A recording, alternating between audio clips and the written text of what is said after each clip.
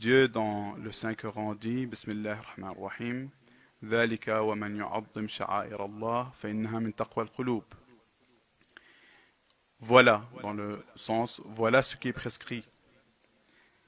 Et quiconque exalte les injonctions sacrées d'Allah, car cela relève de la piété des cœurs. Dans le contexte de ce verset coranique, lorsque ce verset fut révélé, quand on voit le contexte, ça concerne les rituels du Hajj. Et en gros, Dieu dit, celui qui donne vie à ces rituels, donne de l'importance à ces rituels. En fait, cela relève de la piété des cœurs. De la piété des cœurs. Ça, c'est le contexte premier du verset. Mais en vérité, tout acte qui est fait dans l'obéissance de Dieu, dans l'amour de Dieu, pour satisfaire Dieu, eh bien, il rentre dans cette philosophie des rituels de Dieu, de Sha'air Allah. Quand tu jeûnes, quand tu payes le zakat, quand tu pries, c'est fait dans l'obéissance d'Allah. Et ça fait partie de Sha'air Allah. Comme le sont les rituels du Hajj. Il n'y a pas de débat ni de doute sur le fait que aimer Ahl al-Bayt, alayhi salam, fait partie des ordres de Dieu. Et les aimer, c'est en fait obéir à Dieu. Vous avez des dizaines et des centaines de hadiths, mais si on oublie les hadiths, on prend seulement le Coran, Dieu dit dans le Coran, Bismillah ar-Rahman ar-Rahim, قُلْ لَا أَسْأَلُكُمْ عَلَيْهِ أَجْرًا إِلَّا الْمَوَدَّةَ فِي الْقُرْبَى. Dis, je ne vous demande pour cela aucune récompense, si ce n'est l'amour pour les proches. Dieu ordonne le prophète de dire aux gens, pour cela, c'est-à-dire pour les efforts et pour le temps que je vous donne, pour transmettre ce message, je ne veux aucune récompense. L'argent, les femmes, les palais, que ce que vous pouvez proposer, ça ne m'intéresse pas. Tout ce que vous pouvez proposer ne m'intéresse pas. Si ce n'est l'amour pour les proches. Et tous les mufassirin chiites, même une grande partie des mufassirin sunnites, parce qu'ils ont des hadiths, les sunnites ont des hadiths sunnites, qui prouvent que ici, qurbas, les proches, c'est Ahl al-Bayt. Sont d'accord que les qurbas ici, les proches, sont Ahl al-Bayt. Et donc, respecter Ahl al-Bayt, aimer Ahl al-Bayt, fait partie des ordres de Dieu. Et celui qui aime Ahl al-Bayt, il est dans la voie de l'obéissance envers Allah. C'est pour ça que aimer Ahl al-Bayt et montrer l'amour envers Ahl al-Bayt fait partie des sha'air Allah. Parce que tu es dans l'obéissance de Dieu. Et il y a quelques nuits, on a lu le hadith de l'imam Ali qui décrit les chiites. Il dit Yafrahuna li farahina wa yahzanuna li huznina. Ils sont contents pour nos événements de joie et ils sont tristes et attristés pour les événements de tristesse qui le touchent. Et donc ces rituels qu'on fait pendant Ashura, pendant ces soirées de Ashura, que ce soit les larmes qu'on verse, ou bien les poèmes qu'on chante pour l'imam al-Hussein, ou même le repas qu'on cuisine et qu'on mange ensemble, ou le latm qu'on fait ensemble. Tout ça, on appelle tout cela les rites husseinides. Al-Sha'ar al-Husseiniya. Et ça fait partie de ces sha'air de Dieu mentionnés dans le verset que je viens de lire. وَذَلِكَ وَمَنْ يُعَظِّمْ شَعَائِرَ اللَّهِ فَإِنَّهَا مِنْ تَقْوَى الْقُلُوبِ. Il n'y a pas de débat sur le fait que ces rituels qu'on fait aujourd'hui pendant les jours de Ashura sont des rituels sacrés auprès d'Allah et qui rentrent dans ce verset que je viens de mentionner. On va parler spécifiquement sur les pleurs et les larmes pour l'imam al-Hussein alayhi salam. Et on aura 4 points. Premièrement, est-ce légitime de pleurer sur l'imam al-Hussein alayhi salam? Ça, c'est une question que beaucoup de gens se posent. Alors, il y a beaucoup de non-chiites qui se posent cette question de manière des fois légitime. Il y a une curiosité, il n'y a pas, on va dire, de mauvaise intention derrière. Ensuite, vous avez des gens, non, qui veulent attaquer les chiites sur ce point, qui veulent faire douter les chiites, qui veulent faire croire aux gens que c'est des genres d'égarement ou d'innovation. Donc, c'est ça, ce sera le premier point. Est-ce légitime de pleurer sur Al-Hussein alayhi salam? Le deuxième point, quelle est la position de l'école d'Ahl al-Bayt sur les pleurs et les larmes sur l'imam al-Hussein? Troisièmement, on va aborder la récompense qui se trouve dans le fait de pleurer sur l'imam al-Hussein alayhi salam. Quatrièmement, Inch'Allah, si on a du temps, on va aborder la sagesse et la philosophie derrière les larmes et les pleurs pour l'imam al-Hussein. Donc on commence par le premier point. Est-ce légitime de pleurer sur l'imam al-Hussein? Quelqu'un pourrait dire, ça fait maintenant 14 siècles, le musulman doit être patient, c'est fini, etc. Pleurer sur les morts en général, c'est de l'innovation. Mais là encore pire sur Al-Hussein, ça c'est de l'exagération. Et vous savez un peu ce discours, surtout porté aujourd'hui par certains mouvements, bon, notamment les wahhabites. On dit premièrement pleurer, parce qu'ils ont un problème avec en général, pleurer sur les morts, et ensuite, pour embêter les chiites, pleurer sur l'imam Hussein. On dit en général pleurer, c'est une réaction humaine et naturelle. On pleure pour la douleur physique qu'on a, mais aussi pour la douleur du cœur. Quand je perds un proche, on pleure. Quand je pleure un ami, on pleure. On pleure tous. Donc c'est une réaction naturelle et humaine. Et ça, on le voit même en fait à travers l'histoire des prophètes. Le prophète Muhammad sallallahu alayhi wa alayhi, dans sa vie, quand Hamza est mort, Hamza c'était son oncle. Ils étaient assez proches au niveau de l'âge. Donc c'était un peu comme son ami. Son oncle et son ami. Ils sont de la même génération. Quand Hamza il est mort, il a pleuré Hamza. Et Ahad il a dit, où sont les gens qui viennent pleurer mon oncle Hamza? Parce qu'il a vu à côté du corps de chaque martyr, il y avait sa famille qui pleurait, ses amis qui pleuraient. Mais Hamza n'avait personne. Alors le prophète est venu pleurer, il a dit, qui pleure sur Hamza? Qui vient pleurer avec moi sur Hamza? Il est aussi rapporté que le prophète pleura ses garçons morts. Le prophète dans sa vie, il a eu des garçons, mais ils sont tous morts en bas âge. À chaque fois, il pleurait pour ses enfants morts en bas âge. On a d'autres exemples. Le prophète Yaqub, le père de Joseph. Le Coran nous dit وَقَالَ يَا أَسَفَا عَلَى يُوسُفَ وَابْيَضَّتْ عَيْنَاهُ مِنَ الْحُزْنِ. Dieu dit dans le Coran, alors que Joseph n'était pas mort, mais il avait un chagrin pour Joseph. Ça faisait des années qu'il n'a pas vu Joseph. Et vous connaissez tous l'histoire de Youssef, je ne peux pas la raconter aujourd'hui, mais en résumé, il avait un très grand chagrin. Dieu nous rapporte dans le Coran, il rapporte les paroles de Yaqub. Ya asafa ala Youssef. Quel chagrin, quel grand chagrin j'ai pour Youssef. Ensuite, Dieu dit, et ses yeux blanchirent de tristesse. En résumé, il est devenu aveugle. Tellement il a pleuré, il a perdu la vue. Il a perdu la vue. Alors que Youssef n'était pas encore mort. Et donc ça, c'est le premier point. C'est quelque chose de naturel et de normal de pleurer. Surtout si on a perdu un proche. C'est pas facile de perdre un proche. Et on a vu des exemples de la vie des prophètes. Le prophète Muhammad sallallahu alayhi wa alayhi, et le prophète Yaqub alayhi salam. Deuxièmement, pleurer sur l'imam al-Hussein spécifiquement, c'est une sunna du prophète. Chez les chiites, il y a extrêmement beaucoup de hadiths. Mais chez les sunnites également, il y a des dizaines de hadiths. Je vous mentionne un seul hadith. Ahmed bin Hanbal, un savant sunnite, a rapporté dans son musnad qu'un jour il est rentré chez le prophète, il a vu le prophète pleurer. Il a dit, Ya Rasulallah, qu'est-ce qui se passe? Quelqu'un t'a fait du mal? Le prophète lui a dit, non, Ya Ali. Mais en vérité, il y a peu de temps, Jibril était chez moi. Et il m'a informé que mon petit-fils Al-Hussein sera tué près de l'Euphrate. Je lui ai alors demandé de me donner un peu de cette terre où il va mourir, la terre de Karbala, parce que je voudrais bien la sentir. J'ai alors pris cette terre de Karbala, je l'ai sentie, et je n'ai pas pu m'empêcher de pleurer. Et ça, c'est juste un seul exemple. On a beaucoup de hadiths chez les sunnites, où le prophète, des décennies avant le martyr de l'imam Hussein, à cette époque-là, n'avait pas encore lieu de son martyr. Il était encore tout jeune, l'imam Hussein, mais le prophète a pleuré. Et donc, quand vous avez ce genre de discours qui veulent nous faire douter sur les larmes et les pleurs du prophète, il faut répondre que non seulement c'est quelque chose de naturel, mais en fait, on est les seuls aujourd'hui à suivre la sunna du prophète, sallallahu alayhi wa alayhi. Donc ça, c'était pour le premier point. Est-ce légitime de pleurer sur l'imam al-Hussein? On a vu que c'est quelque chose de naturel et de pleurer en général, ça arrivait dans la vie des prophètes. Et ensuite que c'est une sunna prophétique. On va aborder maintenant le deuxième point. Le deuxième point, c'était la position de l'école d'Ahl al-Bayt sur le fait de pleurer sur l'imam al-Hussein.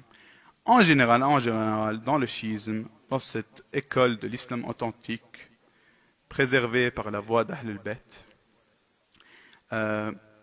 pleurer et exagérer dans la tristesse, c'est déconseillé. Ça, c'est la base. C'est déconseillé parce qu'il n'est pas convenable pour un musulman et pour un croyant d'exagérer dans la tristesse. Surtout dans certaines cultures, Quand il y a un proche qui meurt, il commence à s'arracher les cheveux, à se frapper, etc. Bon, des fois c'est culturel. Ça, c'est quelque chose de pas convenable. Parce que pour nous, les musulmans, la mort, c'est juste une étape pour le delà. C'est une étape de transition. Et la mort, haq. La mort, c'est une vérité. On va tous passer par cette mort. Kullu nafsin dha'iqatul maut. Donc, il n'est pas convenable pour un musulman d'exagérer et de surexagérer et de pleurer pendant des mois et des années pour un proche mort, etc. Mais quelques années, tu vas le rejoindre. La mort, c'est une vérité, elle touche tout le monde. Ça, c'est la base. Tous les hadiths qui mentionnent les pleurs et ce qu'on appelle en arabe al-jaza'. Al-jaza', c'est la tristesse exagérée. C'est l'affliction exagérée. Tous les hadiths déconseillent cela. Déconseillent les pleurs et al-jaza'. Al-jaza', c'est quoi? C'est, quand vous allez dans le dictionnaire arabe, c'est naqid al-sabr. C'est l'inverse, c'est l'opposé de la patience. Non, il est demandé du musulman d'être une personnalité forte, une personnalité qui patiente. Inna Allah ma'a sabirin, il faut patienter. Ça, c'est, on va dire, de manière générale. Mais quand on va dans ces hadiths que je viens de mentionner, qui disent que les pleurs et le jaza' sont déconseillés, quand on va dans tous ces hadiths mentionnent une seule exception. Ils mentionnent l'exception d'Aba Abdullah al-Hussein alayhi salam. Dans un hadith, l'imam al-Sadiq dit tous les types de pleurs et de jaza', c'est-à-dire de tristesse exagérée, sont déconseillés, sauf pour al-Hussein. Et dans un autre hadith, il dit les pleurs et al-jaza' pour le serviteur est déconseillé dans ce qui l'attriste. C'est déconseillé. C'est pas illicite, mais c'est déconseillé, makrouh. Ensuite, il continue en disant sauf les pleurs et al-jaza' pour al-Hussein, car il y a dedans de la récompense.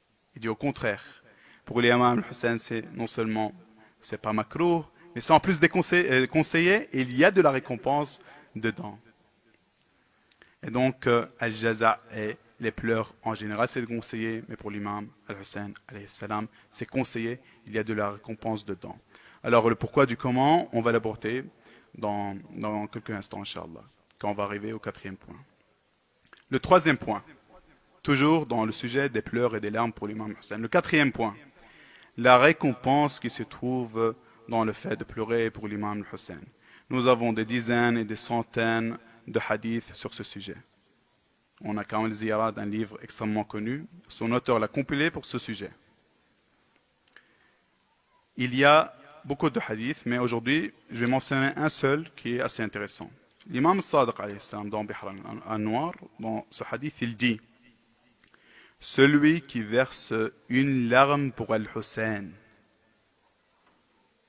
ne serait-ce que de la taille d'un aile de mouche, Dieu lui pardonnera tous ses péchés, ne serait-ce, même si c'était la taille de l'écume de la mer. Et ce hadith est extrêmement important. Parce qu'ici, l'imam Ja'far Sadiq veut faire une comparaison. Il veut frapper les esprits. Il dit, si tu pleures même un tout petit peu pour l'imam al-Hussein, il dit, une larme de la taille de l'aile de mouche. Une mouche, c'est hyper petit. Il dit, non, pas une mouche. L'aile de mouche, encore plus petit. Eh bien, cette petite larme, elle peut te faire, auprès d'Allah, pardonner tous tes péchés, même s'ils sont de la taille de l'écume de la mer. Et aujourd'hui, la mer, bon, vous prenez la planète, pour la majorité, c'est recouvert d'eau, d'océan et de mer. Alors, imaginez l'écume de mer. Impossible de quantifier cela. Combien y en a-t-il? Kilomètres, des kilomètres, c'est extrêmement grand. Yani. Et l'imam dit que tes péchés, même s'ils sont dans cette quantité interminable comme l'écume de mer, ils seront pardonnés, même si tu as pleuré une petite larme de la taille de l'aile de mouche. Pas de mouche, de l'aile de mouche. Ça, c'est la récompense, et ça, c'est un exemple de la récompense pour le fait de pleurer de l'imam Hussein. Bien sûr, au début du Majlis, on a aussi mentionné plusieurs fois avec Ja'far ben Affan, l'imam a dit que toute personne qui récite un poème et qui pleure et fait pleurer aura le paradis comme demeure et ses péchés seront pardonnés. Ensuite, on a aussi mentionné le hadith de Abu Haroun al-Makfouf, où l'imam dit, celui qui récite un poème sur Al-Hussein et pleure et fait pleurer, 10 personnes aura le paradis. Ensuite, il a dit 5 personnes, ensuite une seule personne. Bon, ça rentre dans cette philosophie. C'est que Al-Hussein est la miséricorde de Dieu. Et le fait de pleurer pour Al-Hussein, c'est la porte pour cette miséricorde infinie. Ça, c'était le troisième point, la récompense qui se trouve dans le fait de pleurer pour l'imam Al-Hussein alayhi salam. Le quatrième point, quatrième et dernier point, c'est quelle est la sagesse et quelle est la philosophie derrière le fait de pleurer pour l'imam Hussein. Donc on a compris que la récompense est immense pour le fait de pleurer l'imam Hussein. On a compris que pour Ahl al-Bayt c'était extrêmement important. Mais pourquoi? Et quelle est la philosophie et la sagesse derrière cela? Quelle est la philosophie et la sagesse derrière cela? Il y a plusieurs points qu'on peut aborder. Mais aujourd'hui, je vais seulement aborder quelques points. On va essayer de résumer, comme ça on ne prend pas beaucoup de temps. Ahl al-Bayt, alayhim salam, ils ont dû faire face à un empire. Des fois, on n'arrive pas à imaginer ça, mais c'est un empire. Et c'est pas facile. Les Omeyyades, c'était un empire. Tu prends à l'époque la carte, la moitié de la carte ou le quart de la carte les appartenait. Et un empire, déjà un État aujourd'hui, il a des moyens financiers, il a des moyens militaires, il a de la propagande d'État. Mais là, c'est même pas un État, c'est un empire. Et donc, ils ont très vite, après Karbala, dû faire face à une propagande d'État qui était cruelle et sans merci. On rapporte même que lorsque l'imam Ali alayhi salam est tombé en martyr, il y a des gens au Levant, dans le Cham, ils ont dit « Pourquoi Ali priait ?» Ils étaient choqués du fait que Ali priait. Si Ali ne prie pas, qui prie? Ali est la prière, est le jeûne, c'est la zakat. Si Ali prie, qui ne prie pas? Mais c'est pour vous dire que la propagande à l'époque, qui est une propagande d'un empire en entier, qui a des moyens, qui a de l'argent, elle a réussi à faire croire aux gens qu'Ali est un pervers et qu'il ne prie pas.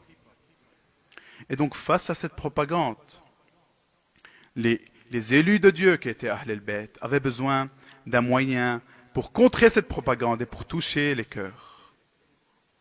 Par sa nature, l'être humain, il a des sentiments et par sa nature normalement, s'il n'est pas égaré, il déteste l'injustice. Il aime la justice. Sallu ala Muhammad wa ali Muhammad. الثاني على حب الحسن والحسين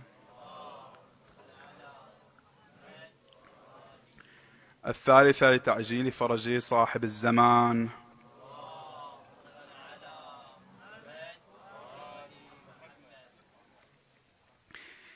Et donc, le fait de pleurer et d'en faire une culture générale, ça permet à Ahl al-Bayt alayhim salam de toucher les cœurs. Par sa nature, l'être humain, quand il n'est pas égaré par la haine, il penche vers celui qui subit l'oppression. L'être humain, Dieu l'a créé sur la fitra, il aime la justice. Et Ahl al-Bayt n'avait pas d'autre moyen que d'utiliser, par exemple, les pleurs, la poésie, cette culture populaire. Parce qu'il touche les sentiments par les pleurs, il touche les sentiments des gens. Également, il touche la curiosité des gens. Combien de gens aujourd'hui ont découvert l'école d'Ahl al-Bayt par Ashura et par les pleurs pour Ashura? Il y a extrêmement beaucoup d'histoires. J'ai une fois personnellement écouté un enregistrement, une sœur qui s'est convertie au schisme. Elle était allée en Syrie pour une conférence. Il y a quelque chose de rien à voir avec la religion ou Ashura ou le schisme. Mais après la conférence, il y avait quelques activités de tourisme.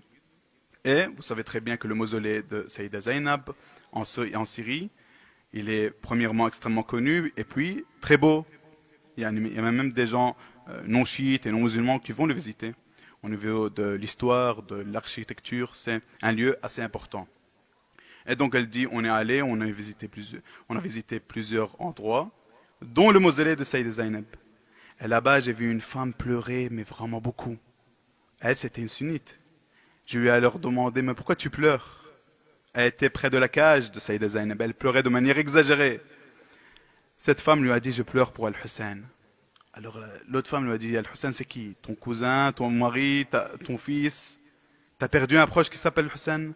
Elle dit non, je pleure pour Al-Hussein, le petit-fils du prophète. Et cette femme a été choquée. Premièrement, le prophète avait un petit-fils, il a été massacré. Et puis, de toute façon, même, après 14 siècles, pourquoi cette femme, elle pleure avec toute cette émotion? Et donc, après, elle raconte comment les pleurs pour l'imam Hussein l'ont mené à découvrir l'école du chiisme. Et donc, pour résumer, les pleurs pour Ahl al-Bayt, c'était l'un des moyens pour toucher le sentiment des gens. Parce que le cœur des gens, s'il n'est pas égaré, il penche vers la justice, il déteste l'oppression.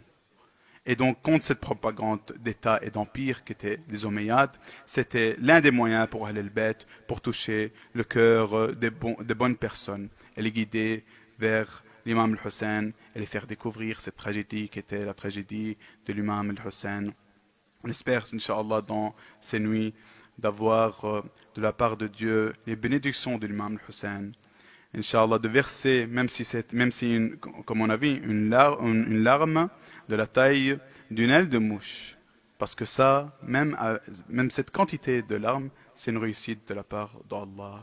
Assalamu ala al-Hussein, wa ala Ali ibn al-Hussein, wa ala awlad al-Hussein, wa ala ashab al-Hussein, wa sallallahu ala Muhammadin. وآل محمد